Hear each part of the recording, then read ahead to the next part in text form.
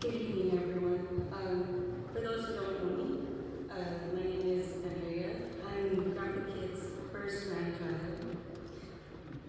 They say that the first grandchild is usually the favorite, and if that's true, my reign did not last long because Kyle was born shortly after, and so did Christina and Karen, eventually adding CJ, Bella, and China to the bunch. Even though I was the supposed favorite, all the grandkids were treated the same. With so much love for Grandpa Kid and Grandma Lily, they would shower us with love, gifts, and dozens of trips to the swap meet or the 99-cent store. And so no one was ever left out, even when we got in trouble. Because if one of us was in trouble, we were all in trouble. My Grandpa Kid was very loud, adamant, and strict. So when I was very young, my favorite movie was Beauty and the Beast. Whenever Grandpa would get angry, I would yell at him and say, "Grandpa, you must control your temper."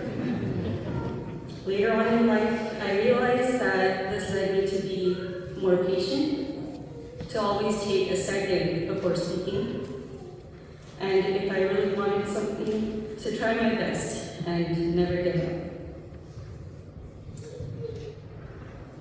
The last time I spoke to Grandpa Kid, I didn't get a chance to say thank you. So I will say it now. Thank you, Grandpa, for everything that you've done for not just me, but our family. And please say hi to Grandma when you see her. But also, mabait pa dahil magagalit siya.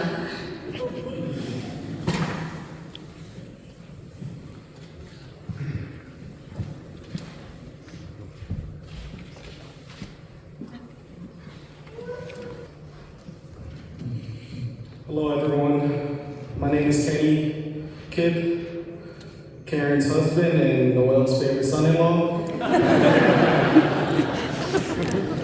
I was given the privilege of experiencing Grandpa Kid, and today I'd like to share a short story. On a rainy day, Grandpa Kid, Mom, and I took a trip to Costco. We gathered everything, and Mom sent me to bring the car around to the front. And then when she met me outside, she casually said, "I lost Grandpa." And then she asked me to go back inside to go look for him. I walked back inside, and I immediately spotted him, cruising happily on a motorized cart with a rotisserie chicken in his basket. I told him Arlene already bought one, and she was waiting at the car. I put the chicken back and told Grandpa Kid to follow me out. He said, "Okay." He was kind of mad.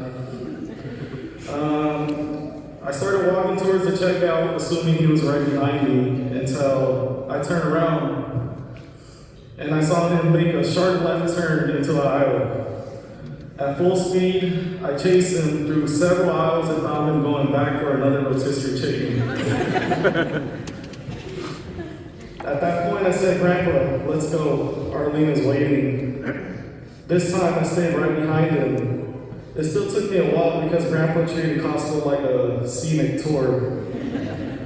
He cruised every aisle, and at one point stopped another shopper, looked her up and down, and confidently said, "You are beautiful." She froze, blushed, and said thank you, and walked away clearly wondering what just happened. We eventually made it to the car after multiple detours, one unsolicited compliment, and 0 additional rotisserie chickens.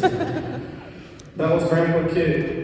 He loved people. He loved making others smile, and most of all, he loved his grandkids. and I know how much they loved him right back. His name lives on in my last name, Kip. And Karen loved him so much, she married me. And Kip. Thank you. All for being here. My name is Kyle, and I'm Grandpa Kit's only grandson. All of his other grandchildren are girls, so whether I like it or not, that made me his guy. One of the earliest memories of Grandpa goes back to when I started playing recreational basketball in grade school. He loved watching my games. And by loved, I mean he loved yelling at my coaches. Especially when I was on the bench. He believed very strongly that if I was breathing, I should be playing. It got so intense that one day he got into a full argument with my coach. I was completely embarrassed and told him he couldn't come to my game anymore. At that time, I didn't understand it. Looking back now, I do. He wasn't being difficult, he was being grandpa. He just wanted to support me. I was his only grandson, and he wanted to see me out there. Eventually, I invited him back, and honestly, his yelling became part of the entertainment. The coaches didn't love it, but everyone else did. Another memory I'll never forget is the time my grandma asked him to go to the store and buy cat food for his new cat. He came back home proud with a puzzle of a cat. Not food, a puzzle. The entire family lost it laughing. I still laugh every time I think about it. That was Grandpa.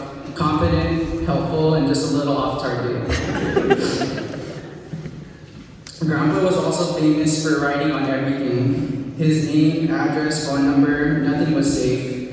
My basketballs, backpacks, wallets, you name it. One day he even wrote on the garage door in the alley, it said, "Do not write on the garage," which honestly felt very on brand.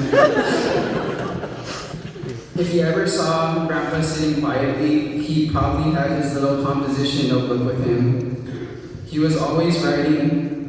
None of us really knew what it said, none of us could read it, but it was always full, very full. I like to think it was filled with stories, thoughts, and probably a lot of justness. One of the things I'll miss the most is how he was when I cut his hair. He lived for haircut day.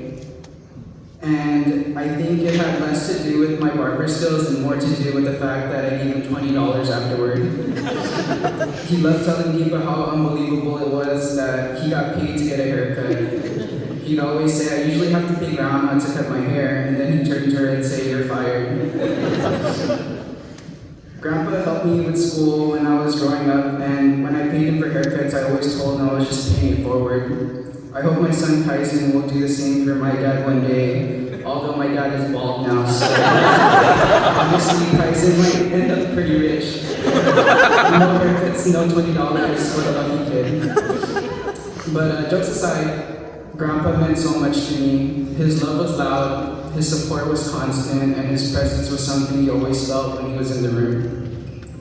I'll miss his voice, his humor, and the way he showed his love, sometimes quietly, sometimes very loudly. I love you, Grandpa Kid. Thank you for always supporting me, believing in me, and loving me the only way you could. I know I'll see you again someday in heaven. Until then, I'll carry you with me in every game I watch, every laugh we share, and every moment I show my son the same kind of love you showed me. I'll see you later, Grandpa.